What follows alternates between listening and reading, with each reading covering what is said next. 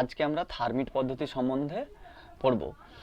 Thermite পদ্ধতি কি না, এখানে বিশেষ কয়েকটি ধাতু বলতে বিশেষ করে আমি কি করব না, লোহাকে, আমাদের ব্যবহারিক জীবনে লোহার ব্যবহার সব থেকে বেশি, আমাদের মানব জীবনে লোহার ব্যবহার সব থেকে বেশি।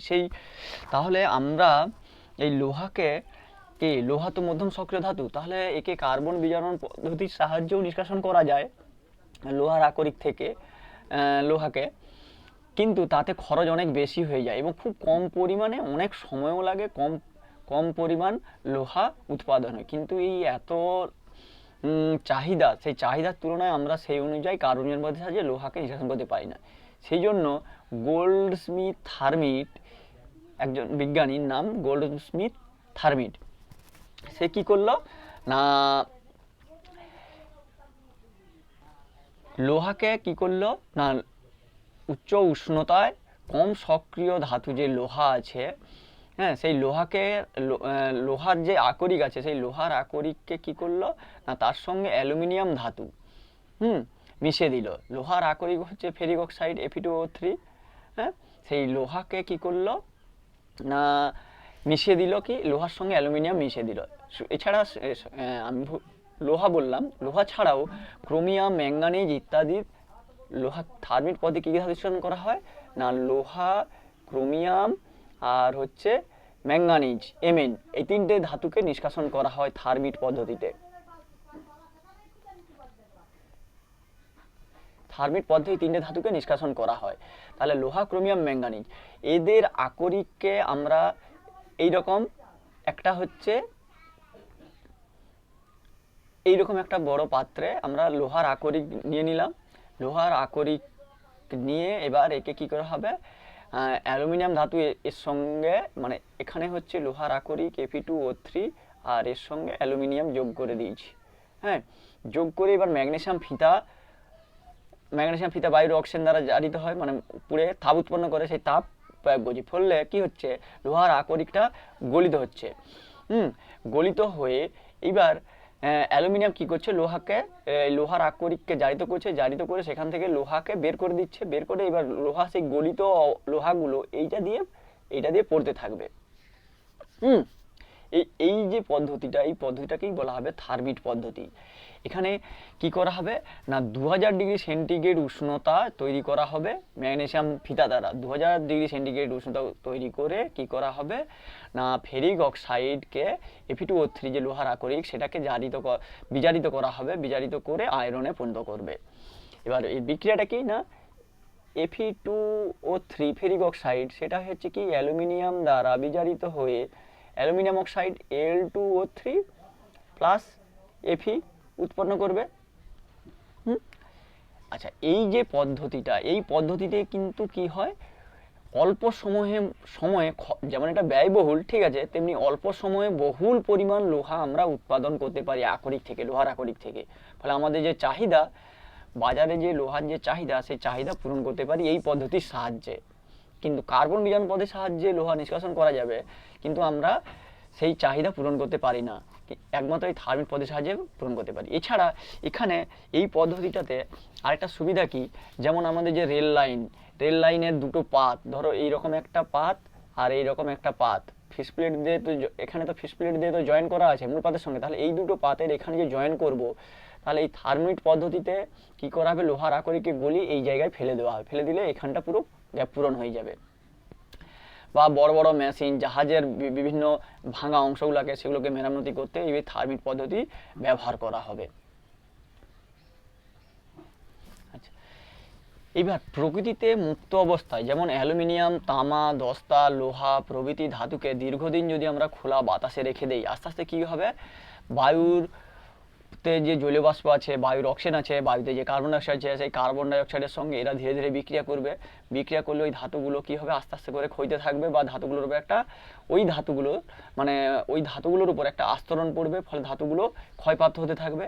তাহলে সেই ক্ষয়প্রাপ্ত হাত থেকে আমরা কিভাবে ধাতুগুলোকে বাঁচাবো, তাহলে ধাতুগুলোকে বাঁচাতে হলে তাহলে কি করতে হবে না, এই ধাতুগুলোর ওপর কী করতে হবে, আলকাতারা বা বিভিন্ন রঙের প্রলেপ দিতে হবে, কিংবা এগুলো ধাতু সংকর তৈরি করতে হবে বা এগুলোকে গ্যালভানাইজেশন করতে হবে। গ্যালভানাইজেশন জিঙ্কের লোহার উপর জিঙ্কের প্রলেপ, গ্যালভানাইজেশন হচ্ছে লোহার উপর জিঙ্কের প্রলেপ, এগুলো দিতে হবে। যেটা তড়িৎ লেপন পদ্ধতিতে, যেটা একটু আগে বললাম, তড়িৎ লেপন পদ্ধতি ব্যবহার করলে এই ধাতুগুলোকে আমরা বাঁচাতে পারবো।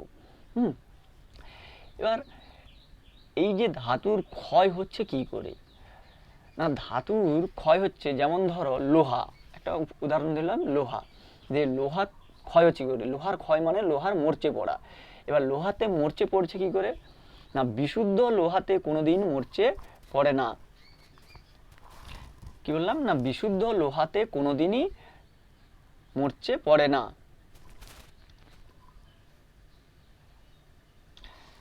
হ্যাঁ, বিশুদ্ধ লোহাতে কোনোদিন কি বললাম, মরচে পড়ে না। এই লোহার সঙ্গে আবার প্রথমেই আগের দিন বললাম যে লোহা, বিশুদ্ধ লোহা খুবই ভঙ্গুর হয়, বিশুদ্ধ লোহা আমরা ব্যবহার করতে পারি না। লোহার সঙ্গে কার্বন মিশিয়ে লোহাকে 3টা ভাগে ভাগ করা হয়, কাস্ট আয়রন, রড আয়রন আর স্টিল, এই 3 প্রকার লোহা পাওয়া যায়। এবার সেই যে অবিশুদ্ধ লোহা, তাহলে লোহার সঙ্গে যখন কার্বন মিশাচ্ছি সেই লোহাটা অবিশুদ্ধ হচ্ছে। সেই অবিশুদ্ধ লোহা বা লোহার কোনো দ্রব্যকে সাধারণ উষ্ণতায় এবং আর্দ্র বায়ুতে যদি রেখে দেই, তাহলে কি হবে, তার উপর একটা লালচে বাদামি রঙের আস্তরণ পড়ে। আর একটু ঘষলেই কি মানে ধরো এরকম একটা লোহার রড আছে, লোহার রড এরকম ধরো এখানে এরকম এরকম ক্ষয়প্রাপ্ত হয়ে গেছে। এবার এর উপর যদি আমি ঘষে দেই, ঘষে দিলে কি হবে, এরকম করে ক্ষুদো ক্ষুদো ক্ষুদো ছোটো ছোটো ছোটো ছোটো গুঁড়ো পাওয়া যাবে, বাদামি রঙের যে গুঁড়ো পাওয়া যাবে, এবং ওই জায়গাটা লোহাটা ক্ষয়ে যাবে। হ্যাঁ, এই যে লালচে বাদামি বর্ণের আস্তরণকে আমরা কি বলছি, লোহার মরচে ধরা। এরকম আস্তরণ পড়াকে বলছি লোহার মরচে ধরা। এই মরচের সংকেত হচ্ছে Fe2O3.XH2O। এখানে X অণু জল আছে, অনেকে বলে 2 অণু জল, 3 অণু জল, কিন্তু প্রকৃতপক্ষে X অণু জল আছে। এক্সটা 2 হতে পারে কিংবা 3ও হতে পারে, এই এক্সটা 2ও হতে পারে আর 3ও হতে পারে। এটাই হচ্ছে লোহার মরচের সংকেত। এবার এর রাসায়নিক নাম কি, না শোধক ফেরিক অক্সাইড। এই Fe2O3 রাসায়নিক নাম হচ্ছে শোধক ফেরিক অক্সাইড। এবার লোহাতে মরচে পড়ে কিভাবে, এবার বিজ্ঞানী ল্যাম্বার্ট, বিজ্ঞানী কি বললাম, না বিজ্ঞানী ল্যাম্বার্ট লোহার মরচের পড়ার বিক্রিয়াটা, যে লোহায় যে কিভাবে মরচে পড়ে তা দেখিয়েছে। হ্যাঁ, বিশুদ্ধ লোহায় কিন্তু মরচে পড়ে না। এবার মরচের রাসায়নিক মতবাদ দিয়েছিলেন বিজ্ঞানী ল্যাম্বার্ট প্রথম। আচ্ছা, তার মতে কি হয়েছে, না নিম্নতর জারণ সম্পন্ন যে অশুদ্ধি কণাগুলো, কি বললাম, না নিম্নতর জারণ সম্পন্ন যে অশুদ্ধি কণা, যেমন হচ্ছে কার্বন, সাধারণ অবস্থায় লোহায় থাকে, সেই অশুদ্ধি লোহার কণা ও জলকণা মিশে অসংখ্য ক্ষুদ্র ক্ষুদ্র তড়িৎ কোষ তৈরি করবে। এই একটা লোহার দণ্ডের মধ্যে, এরকম একটা লোহার দণ্ড আছে, এই লোহার দণ্ডের মধ্যে কিন্তু অসংখ্য ক্ষুদ্র ক্ষুদ্র তড়িৎ কোষ সৃষ্টি হবে। সেখানে কি লোহার যে অশুদ্ধি আছে, মানে অশুদ্ধি মানে হচ্ছে কার্বন, লোহা এবং জলকণা, মানে বায়ুতে যদি রাখা হয়, বায়ুর জলীয় বাষ্প মিলে অসংখ্য ক্ষুদ্র ক্ষুদ্র তড়িৎ কোষ সৃষ্টি করবে। এই তড়িৎ কোষে লোহা অ্যানোড হিসেবে আর অশুদ্ধিগুলো ক্যাথোড হিসেবে থাকবে। কি হবে, না লোহা কি রূপে থাকবে, না অ্যানোডকে এ দ্বারা প্রকাশ করছি, আর কার্বন আর জলীয় বাষ্পগুলো এগুলো ক্যাথোড রূপে আচরণ করবে। হ্যাঁ, আর হচ্ছে কার্বন ডাই অক্সাইড আর হচ্ছে তড়িৎ বিশ্লেষ্য রূপে কে আচরণ করবে, না তড়িৎ বিশ্লেষ্য রূপে বায়ুমণ্ডলে যে কার্বন ডাই অক্সাইড আছে, জলীয় বাষ্প আছে, এগুলো তড়িৎ বিশ্লেষ্য। তাহলে একটা তড়িৎ কোষ তৈরি হলো। অ্যানোড রূপে লোহা থাকবে, ক্যাথোড রূপে তোমার থাকবে কি, না কার্বন মানে যে অশুদ্ধি ছিল সেই অশুদ্ধি ক্যাথোড রূপে থাকবে, আর তড়িৎ বিশ্লেষ্য রূপে বায়ুমণ্ডলে কার্বন ডাই অক্সাইড আর জলীয় বাষ্প এগুলো হচ্ছে তড়িৎ বিশ্লেষ্য রূপে থাকবে। ঠিক আছে, এবার প্রথমে কি হবে, না অ্যানোড পাত, প্রথমে হচ্ছে অ্যানোড পাত কি হবে, অ্যানোড পাত, প্রথমে অ্যানোড পাতে কে আছে, না লোহা আছে, হ্যাঁ বিশুদ্ধ লোহাটা। সেই অ্যানোড কি করবে, অ্যানোড পাত কি করবে না প্রথমে এফি কি করবে না দুটো ইলেকট্রন বর্জন করে এফি টু প্লাসে পরিণত হবে। অ্যানোড পাত নিজেই কি হবে জারিত হবে। অ্যানোড পাত নিজেই প্রথমে জারিত হবে।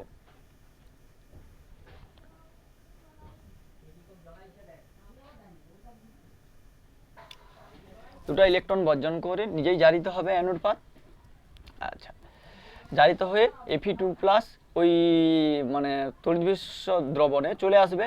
এবার তড়িৎ বিশ্লেষ্য পদার্থ কি আছে, জল আছে। এবার জল বিয়োজিত হবে।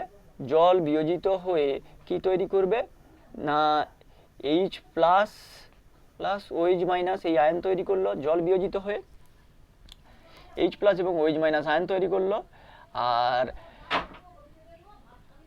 এই জলের যে বিয়োজনে যে এইচ প্লাস আয়ন উৎপন্ন হয়েছে সেই এইচ প্লাস আয়ন ক্যাথোড থেকে কি করবে, ক্যাথোডে কে আছে না কার্বন কণা আছে, সেই ক্যাথোড থেকে একটা ইলেকট্রন গ্রহণ করে হাইড্রোজেন পরমাণুতে পরিণত হয়ে যাবে। না ক্যাথোডে কে চলে যাবে না ক্যাথোডে এইচ প্লাস গিয়ে ওখানে একটা ইলেকট্রন গ্রহণ করে হাইড্রোজেন পরমাণু, এরকম দুটো হাইড্রোজেন পরমাণু পরস্পর যুক্ত হয়ে হাইড্রোজেন অণু মানে গ্যাস তৈরি করে বেরিয়ে চলে যাবে, বাইরে চলে যাবে। আর এই যে হাইড্রোজেনটা উৎপন্ন হলো সেই হাইড্রোজেনটা কিছুটা দ্রবীভূত অক্সিজেন বা বায়ুর অক্সিজেনের সঙ্গে ওই হাইড্রোজেন ওই যে মিডিয়ামে অক্সিজেন ছিল সেই অক্সিজেনের সঙ্গে কিংবা বায়ুর অক্সিজেনের সঙ্গে যুক্ত হয়ে কি তৈরি করবে না আবার জলীয়বাষ্প বা জলকণায় পরিণত হবে। এরকম এটা হচ্ছে ক্যাথোডে ঘটলো। ঠিক আছে, এবার তোমার হচ্ছে ক্যাথোডে এটা হলো। আচ্ছা, এবার জলের আরেকটা কি আয়ন ছিল না জলের মধ্যে আরেকটা আয়ন ছিল ওইচ মাইনাস আয়ন। জলের মধ্যে ছিল ওইচ মাইনাস আয়ন। সেই ওইচ মাইনাস আয়ন কি করবে না হাইড্রক্সিল আয়ন আর যে ফেরাস আয়ন ছিল মানে অ্যানোড পাত যে অ্যানোডের যে কি উৎপন্ন হয়েছিল না অ্যানোডে এফি টু প্লাস উৎপন্ন অ্যানোড এফি টু প্লাস উৎপন্ন করছিল। সেই জলের মানে তড়িৎ বিশ্লেষ্য পদার্থ যে জল ছিল সেটা বিয়োজিত হয়ে যে এইচ প্লাস ছিল আর ওইচ মাইনাস ছিল, সেই ওইচ মাইনাস আয়ন আর উৎপন্ন যে ফেরাস আয়ন এই দুটা একত্রে যুক্ত হয়ে ফেরাস হাইড্রোক্সাইড গঠন করবে। এই দুটো একসঙ্গে যুক্ত হয়ে এফি টু প্লাস এগুলো যুক্ত হয়ে ফেরাস হাইড্রোক্সাইড কি তৈরি করবে এফি ও এইচ এর হোল টু, ফেরিক হাইড্রোক্সাইড নয় ফেরাস হাইড্রোক্সাইড উৎপন্ন করলো। এই ফেরাস হাইড্রোক্সাইড পুনরায় এই যে বায়ুর অক্সিজেন আছে ফেরাস হাইড্রোক্সাইড এফিওএইচ এর হোল টু ফেরাস হাইড্রোক্সাইড বায়ুর অক্সিজেনের সঙ্গে বিক্রিয়া করে কি তৈরি করবে না এই আমার মোর্চে তৈরি করবে Fe2O3 3H2O, এটা হচ্ছে মোর্চে তৈরি করলো।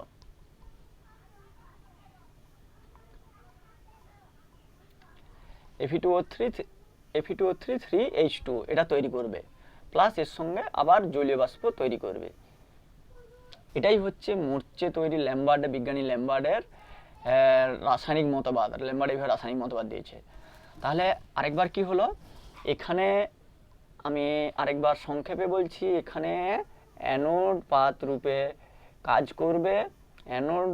কাজ করবে বিশুদ্ধ লোহা, ক্যাথোড রূপে কাজ করবে কার্বন, আর তড়িৎ বিশ্লেষ্য রূপে কাজ করবে কি না বায়ুর CO2 আর জলীয় বাষ্প, এগুলো হচ্ছে তড়িৎ বিশ্লেষ্য রূপে কাজ করবে।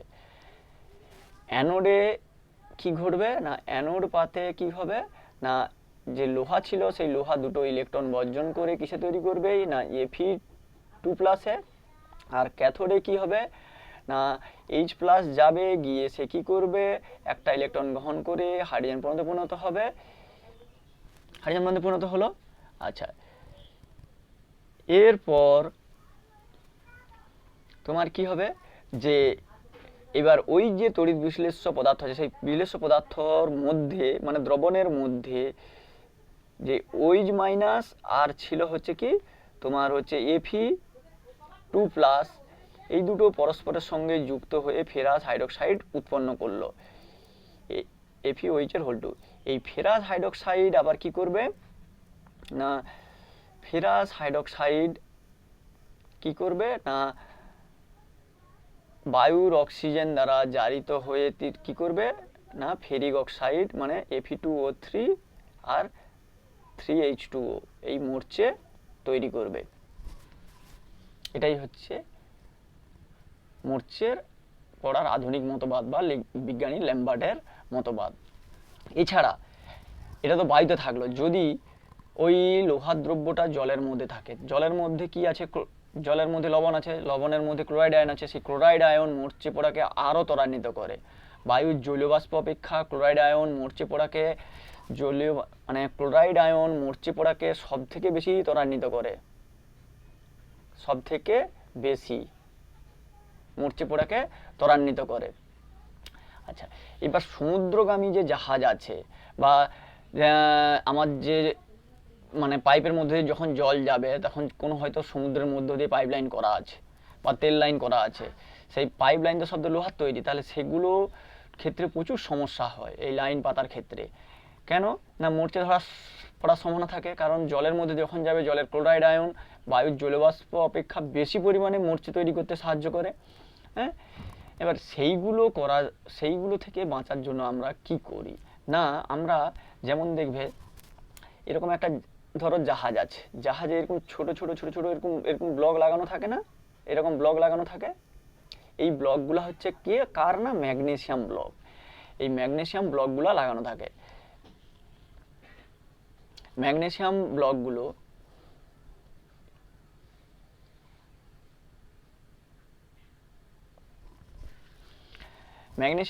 লাগানো থাকে। এবার ম্যাগনেসিয়াম ব্লক লাগানোর ফলে এই ম্যাগনেসিয়ামগুলো কি হিসেবে আচরণ করবে তখন, অ্যানোড রূপে, আর লোহা হচ্ছে কি রূপে আচরণ করবে, জাহাজটা সেটা হচ্ছে ক্যাথোড রূপে। হ্যাঁ, ম্যাগনেসিয়াম ব্লকগুলো অ্যানোড রূপে আচরণ করবে, আর লোহা এখানে কি হয়, ম্যাগনেসিয়াম ব্লক লাগানোর ফলে এখানেও তড়িৎ কোষ তৈরি হবে ম্যাগনেসিয়াম অ্যানোড রূপে। হ্যাঁ, লোহার এখানে হচ্ছে অ্যানোড রূপে হচ্ছে ম্যাগনেসিয়াম ব্লকগুলো থাকবে, ক্যাথোড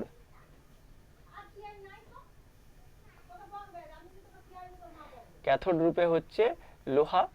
ফলে এখানে ম্যাগনেসিয়াম ব্লকগুলো ক্ষয়প্রাপ্ত হবে, কারণ অ্যানোডে কি হয়, জারণ ঘটে আর ক্যাথোডে বিজারণ ঘটে। এখানে যে ম্যাগনেসিয়াম ব্লকগুলো আস্তে আস্তে করে ক্ষয়তে থাকবে আর লোহার উপর গিয়ে জমতে থাকবে, ফলে জাহাজটা অক্ষত থাকবে। হ্যাঁ, তেমনি জল লাইনে যে পাইপ আছে, তারপরে ম্যাগনেসিয়ামের একটা আস্তরণ দেওয়া থাকে, ফলে পাইপটা সুরক্ষিত থাকে। এবার এই মরচে নিবারণের জন্য এই যে বললাম, আগে তো বলে দিলাম কি কি করতে হবে।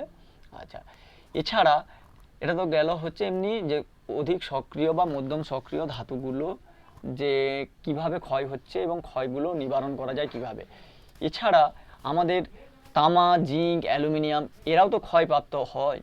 তো লোহাটা বেশি হয় বলে লোহার ব্যবহারটা বেশি বলে এবার লোহার সম্বন্ধে এতক্ষণ বলা হলো। এবার তামা, জিঙ্ক, অ্যালুমিনিয়াম এরাও তো ক্ষয়প্রাপ্ত হয়। এরা ক্ষয়প্রাপ্ত হলে কি হবে, এদের ওই লেপন ছাড়াও কোনো উপায় নেই। যেমন তামা, সাধারণ উষ্ণতায় তামাকে যদি আর্দ্র বায়ুতে রেখে দেওয়া হয় কিংবা তামার সংকর ধাতুগুলোকে যদি রেখে দেওয়া হয়, তারা কি হবে, বায়ুর অক্সিজেন দ্বারা ধীরে ধীরে অক্সাইড যৌগে পরিণত হবে এবং সেই অক্সাইড যৌগগুলো ওই বস্তুর ওপর একটা সূক্ষ্ম আস্তরণ তৈরি করবে। অনেক দিন ধরে এরা যদি আর্দ্র বায়ুতে পড়ে থাকে, তাহলে ওই অক্সাইডগুলোর আস্তরণের উপর একটা সবুজ রঙের ছোপ হয়ে যায়। হ্যাঁ, এবার দেখবে বাড়িতে যদি কাঁসার থালা থাকে বা কাঁসার যে কোনো জিনিসপত্র থাকে, তাকে যদি না ব্যবহার করে অনেক দিন রেখে দাও, দেখবে তার উপর একটা সবুজ সবুজ রঙের ছোপ পড়ে গিয়েছে।